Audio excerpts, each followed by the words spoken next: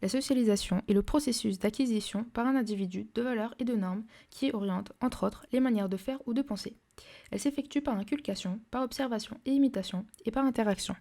Et elle permet à un individu de s'adapter à une société tout au long de sa vie. La socialisation va donc débuter à la naissance, et dès le plus jeune âge, le choix de jouets spécifiques va participer à définir un processus de socialisation lié au sexe.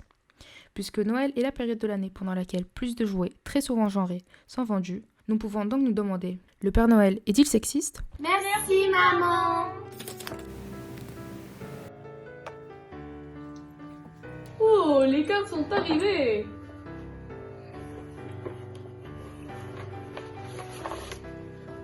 Alors Alice, un peluche, un blanc, une tortue, Lego action figure, Maxime, une caisse de supermarché, une tortue, une nerf rose. Les cadeaux, ils sont là. Regarde, ma lampe poussin. Regarde, ma caisse de supermarché. Ma caméra. Mes Lego. Et la tortue. Moi aussi j'en ai une. Mais moi je préfère le vert. Et moi la rose. Très bien.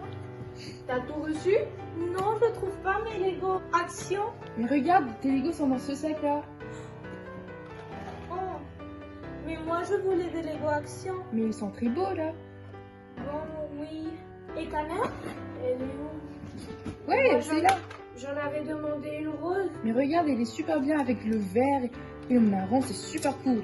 Ceci n'est qu'une situation très caricaturisée pour refléter que pendant l'époque de Noël, les clichés sexistes sont très présents. Nous avons qu'à observer les pages des catalogues de jouets pour se rendre compte qu'ils sont très fortement genrés. Les poupées, les dinettes et les bébés se retrouvent souvent dans les pages roses ou violettes. Et dans les pages bleues ou vertes, on retrouve les figures d'action, les voitures ou les dinosaures. Nous retrouvons ce même type de différenciation dans les publicités. Certaines marques ont même créé des gammes destinées au genre féminin. Le marketing genré permet de démultiplier l'offre. Si les produits sont différenciés par genre, les enfants ne vont pas vouloir jouer au même jeu. On va donc doubler les achats. Malgré tout cela, des progrès ont été faits.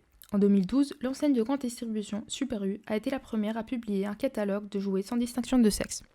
Ainsi, depuis les années 2010, il existe de plus en plus de jouets neutres, génériques et inclusifs. Finalement, en septembre 2019, plusieurs enseignes en France ont signé une charte pour s'engager à faire la chasse aux clichés genrés, à promouvoir la mixité des jouets et à casser les stéréotypes.